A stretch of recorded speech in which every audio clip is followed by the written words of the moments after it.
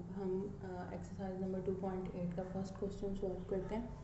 यहाँ पे उन्होंने क्वेश्चन क्या पूछा हुआ है कि product of to consecutive numbers is 182, find numbers. हमने नंबर्स फाइंड आउट करने हैं, ठीक है। और उन्होंने हमें क्वेश्चन क्या पूछा हुआ है कि प्रोडक्ट जो है ना, प्रोडक्ट का मतलब होता है कि मल्टीप्लाई हो रहे हैं, ठीक है, ऑफ टू नंबर्स, यानी कि टू नंबर्स जो हैं, दो नंबर चाहिए हमें जो कि आपस में मल्टीप्लाई हो रहे हैं, और वो नंबर्स क्या हैं, वो कंसेक्यूटिव नंबर्स हैं। इसका मतलब क्या होता है? इसका मतलब है कि एक तरतीब से इंक्रीज़ हो रहे हैं या डिक्रीज़ हो रहे हैं, यानी कि उनके अंदर कोई इंटरप्ट नहीं है किसी भी तरह का, एक एक के गैप से, यानी कि ये जो नंबर्स हैं वो इंक्रीज़ हो रहे हैं, ये कंसेक्यूटिव नंबर्स होते हैं, ठीक है। और ऐसे ए और 2 हो, 4 है, 6 है, या 9 या 15, ये इंटरप्ट के साथ है, इनमें कितना गैप है। लेकिन जिन नंबर्स में गैप नहीं है ना, एक तरतीब से बढ़ रहे हैं, तो उन नंबर्स को कहते हैं कंसेक्यूटिव। तो हमारे पास दो नंबर्स हैं, उन्होंने बताए हुए, जो कि कंसेक्यूटिव हैं, यानी कि बिल्कुल एक दूसरे के साथ हैं, उनमें कोई इंटरप्ट नहीं है, यानी कि कोई और नंबर नहीं है, ना गैप है। तो फाइंड करने हैं हमें नंबर्स जिनका जो प्रोडक्ट है वो किसके बराबर है, 182 के। तो क्वेश्चन के अकॉर्डिंग अब हमने दो नंबर फाइंड आउट करने हैं। तो वो टू नंबर्स कौन से होंगे? पहला नंबर हम फर्ज कर लेते कि x है, और दूसरा क्योंकि कंसेक्यूटिव नंबर्स हैं, यानी कि बिल्कुल एक तरतीब से बढ़ रहे हैं, तो x + 1 कर लेते हैं, ठीक है। तो x और x + 1 का प्रोडक्ट, यानी कि मल्टीप्लाई हो रहे हैं आपस में, यानी कि x को मल्टीप्लाई करना है x + 1 से, जो कि किसके बराबर है, उन्होंने बताया हुआ 182 के। अब हम इसको सॉल्व कर लेते हैं। तो x को x से मल्टीप्लाई करेंगे तो x² प्लस x को 1 से मल्टीप्लाई करेंगे तो हमारे पास x आ जाएगा, = 182। अब यहाँ पे 182 को हम लेफ़्ट साइड पे ले आते हैं, तो x² plus x minus 182, minus क्यों हो गया, क्योंकि प्लस का था ना 182, इसको लेफ़्ट साइड पे लिखेंगे तो ये माइनस का 182 हो जाएगा, = अब यहाँ पे कोई वैल्यू नहीं रहेगी तो हमने 0 लगा दिया। अब यहाँ पे ये देखो कि ये एक बन गई इक्वेजन को हमने कैसे सॉल्व करना है, इक्वेजन की हम करेंगे फैक्टराइजेशन, जिससे हमारे पास आ जाएंगी x की दो वैल्यूज़। तो फैक्टराइजेशन का प्रोसेस किस तरह करते हैं हम? सबसे पहली वैल्यू को हमने थर्ड वैल्यू से मल्टीप्लाई कर देना है। तो जब हम x² को मल्टीप्लाई करेंगे 182 से, -182 से, तो ये क्या आंसर आ जाएगा हमारे पास, यहाँ पे आगे लिख लेते हैं, -182x², ये आ जाएगा ना, ठीक है। ये दोनों मल्टीप्लाई कर लिए, और ये बाकी का क्या रह गया, x, इसको भी हम साइड पे लिख लेते हैं।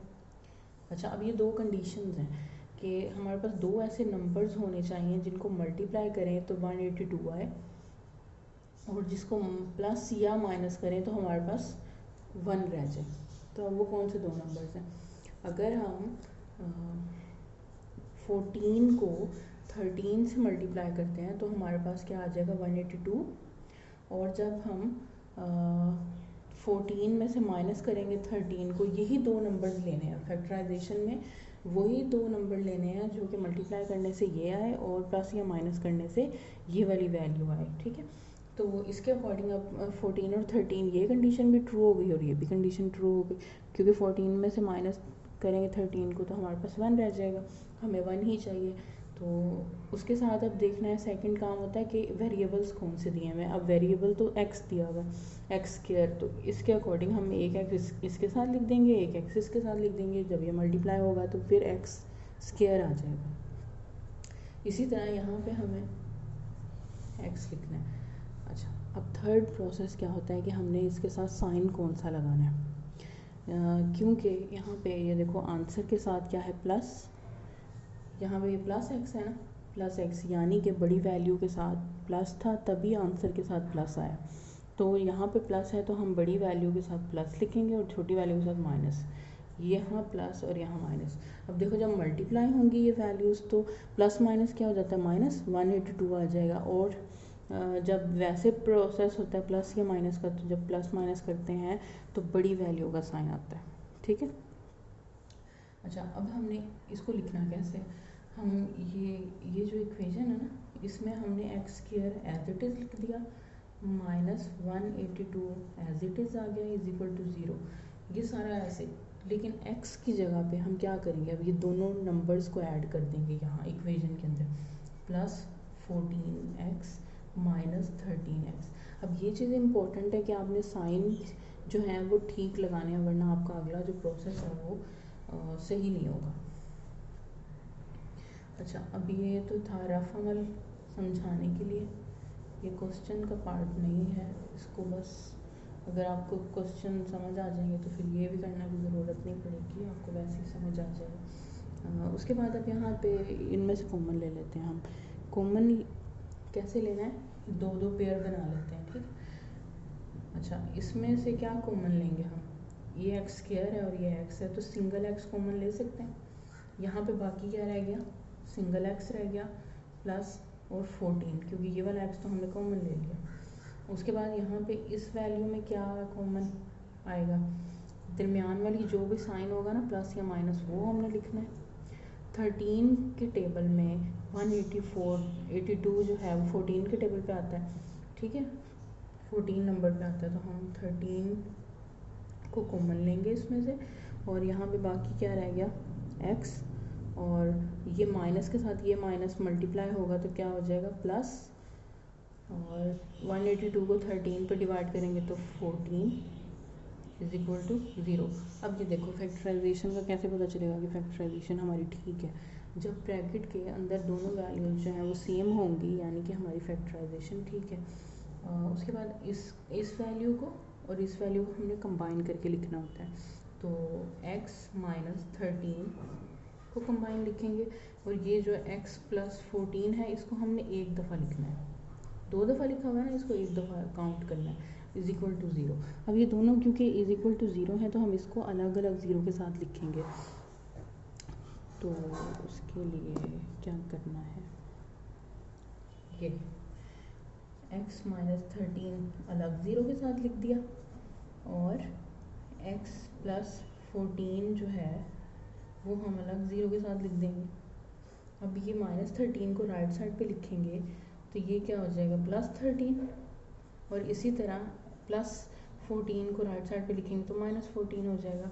अब according to condition, according to question, कि दोनों नंबर जो हैं वो पॉजिटिव हैं, पॉजिटिव नंबर्स हैं, तो उसके हिसाब से हम माइनस 14 को कर देंगे इग्नोर, और हम 13 को आगे नेक्स्ट क्वेश्चन को सॉल्व करने के लिए यूज़ करेंगे, ठीक है। हमने क्या किया, नेगेटिव नंबर नहीं लेना, क्योंकि क्वेश्चन में क्या है, पॉजिटिव कंसेप्टिव नंबर्स हैं, तो पॉजिटिव नंबर को ही चूज़ करेंगे, और उसके अकॉर्डिंग हमने इस x और x प्लस 1 में उसकी वैल्यू पुट करते हैं, कि जो फर्स्ट नंबर है हमारे पास वो क्या है, x इज इक्वल टू 13, और सेकेंड नंबर हमारे पास क्या है, is equal to x plus 1 हमने कंसीडर किया था ना सेकेंड नंबर, तो उसके अकॉर्डिंग यहाँ पे वैल्यू पुट करते हैं। x की वैल्यू 13 है, प्लस 1 इज इक्वल टू किसके हो गया, 14, ठीक है। हमारे पास ये दो नंबर्स आ गए, 13 और 14। अब जब हम, क्वेश्चन क्या दिया हुआ था कि इन दोनों नंबर्स को जब हम मल्टीप्लाई करें तो हमारे पास क्या आता है, 182, तो ये अकॉर्डिंग टू क्वेश्चन ये हमारे पास सही दो नंबर आए हैं, क्योंकि इनको अगर मल्टीप्लाई करेंगे तो 182 आएगा। और सेकंड कंडीशन क्या थी कि ये कंसेक्यूटिव नंबर्स हैं, बिल्कुल तरतीब के साथ। अब ये देखो 13 के बाद 14 ही आता है ना, तो इस तरतीब के साथ ये नंबर्स। बस यहाँ तक क्वेश्चन, तो नेक्स्ट क्वेश्चन हम नेक्स्ट वीडियो में सॉल्व करेंगे।